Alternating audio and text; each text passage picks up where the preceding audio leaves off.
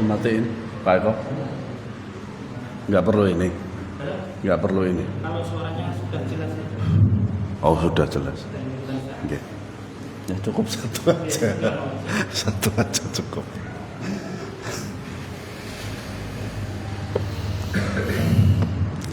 Bismillahirrahmanirrahim. Assalamualaikum warahmatullahi wabarakatuh. Innal hamdalillah nahmaduhu wa nasta'inuhu wa nastaghfiruh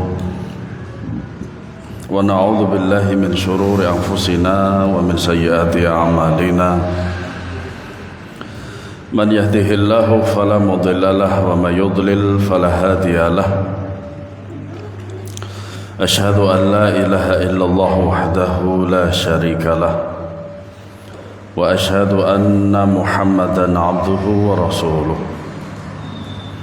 Ya ayyuhalladzina amanu taqullaha haqqa tuqatih wa la tamutunna illa wa antum muslimun. Ya ayyuhan nasu taqu rabbakumul ladzi khalaqa minha zawjaha wa batha minhuma rijalan katsiran wa nisaa'a. Wattaqullaha alladzi tasaaluna bihi wal arham innallaha kana 'alaikum raqiba. يا أيها الذين آمنوا اتقوا الله وقولوا قولا سديدا يصلح لكم أعمالكم ويغفر لكم ذنوبكم ومن يطع الله ورسوله فقد فاز فوزا عظيما.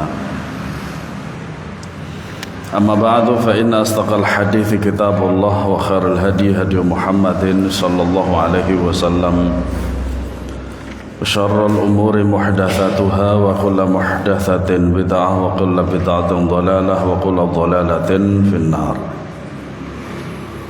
Ma'asyiral muslimin azanallahu wa iyyakum. Melanjutkan pembahasan yang ketiga dari fasal kedua, yaitu ats-tsalitsatu, yang ketiga,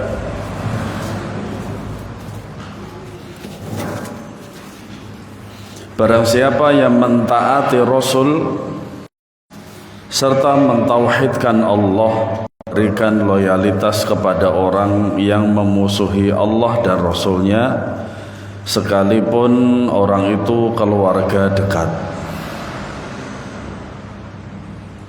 Ya. Jadi yang ketiga ini bahwasanya orang yang taat kepada Rasul kemudian mentauhidkan Allah Subhanahu wa ta'ala, maka tidak boleh mencintai orang yang menentang Allah dan Rasulnya, walaupun dari keluarga sendiri.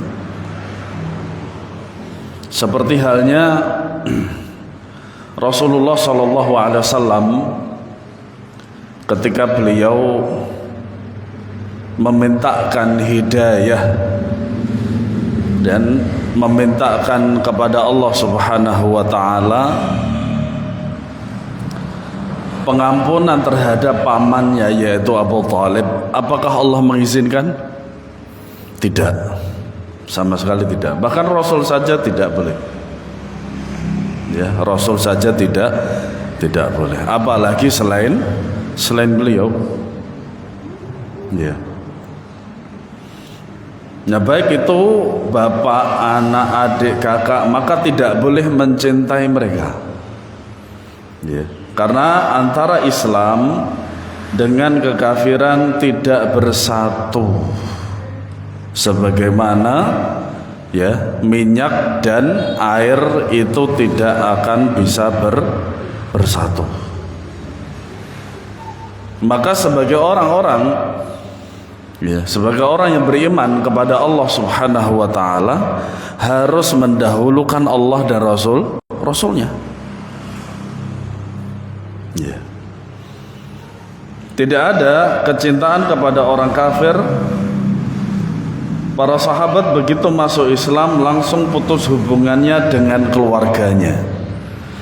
Contoh konkret, ketika para sahabat mereka masuk Islam, ya, putus hubungannya dengan keluarga, terutama jikalau mereka itu menghalangi akan dakwah Islam, ya. Oleh karenanya di dalam Islam itu tidak ada saling mewarisi antara orang kafir dan orang yang beriman kepada Allah Subhanahu wa taala. Ya, siapapun itu. Oleh karenanya Nabi SAW bersabda, la yarithul muslimul kafira walal kafirul muslima. Muslim tidak mewarisi orang kafir dan orang kafir tidak mewarisi muslim. Hadis ini sahih riwayat Bukhari dan Muslim. Nah, bagaimana kalau sekiranya ada orang tua, dia kafir, kemudian dia muslim tapi anaknya kafir? Apakah uangnya disumbangkan? Tentu saja disumbangkan. Karena dalam hadis ini si anak tidak mewarisi harta bapaknya karena terlarang di dalam Islam. Nah, di sini para jamaah sekalian, kalau kita menuruti hawa nafsu, maka tentu saja syariat ini akan kalah. Syariat ini akan kalah. Tapi bagi orang-orang yang beriman kepada Allah Subhanahu wa taala, maka tentu saja mereka lebih mengedepankan Allah dan Rasulnya daripada yang lain. Bahkan dalam hadis yang sahih, ya, di antara cara mendapatkan kecintaan Allah, ya, cara mendapatkan kelezatan daripada iman itu adalah mencintai Allah dan Rasulnya melebihi dari cinta kepada yang lain. Entah itu keluarganya, hartanya dan lain sebagainya. Ya. Demikian juga wanita muslimah tidak boleh menikah dengan laki-laki kafir. Hukumnya zina. Dia jelas sekali. Dia. Nah, di sini para jamaah sekalian, kita tidak sedang membahas tentang hukum-hukum syariat, tapi kita sedang membahas konsekuensi daripada iman. Yang namanya orang beriman kepada Allah itu mereka nurut, patuh dan tunduk terhadap hukum-hukum dan syariat-syariat Allah. Tidak ngotak-ngatik daripada syariat Allah. Sami'na wa ata'na. Itu orang yang beriman pada Allah Subhanahu wa taala. Ya.